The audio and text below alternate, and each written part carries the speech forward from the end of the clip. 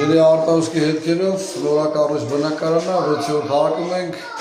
անհասկանալի աստը շախտայցա թե 7-րդ հարկիցա հոսքը։ Պլավիզորով այս սահանանգույցի հատվածում ունենք սենց պատկեր։ Այսպես անհանգույցում էլ, այսինքն շախտի մեջից և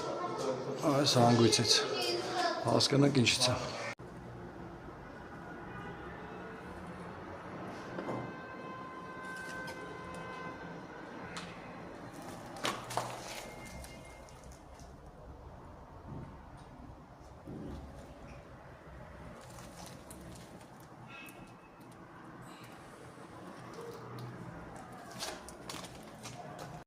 Դեն 7-րդ հարկում ենք, ճնշումներ տալով տաք ջրի համակարգից ունենք անկում, արդեն որոնումներն իրականացված է, արտահոսքը այս մի լվացարանի այս հանգույցից է, հույս ունենանք, որ ուղղակի փականն է, էլի ֆում լենտով դրած, վատ, փաթեթավորած, տեսնենք։ Ինչ այլ տեղը, ամբողջ պատը ներքևը թաց է, ասա հասկանանք ճարքելա, թե ուղղակի վատ ուպակով կայր։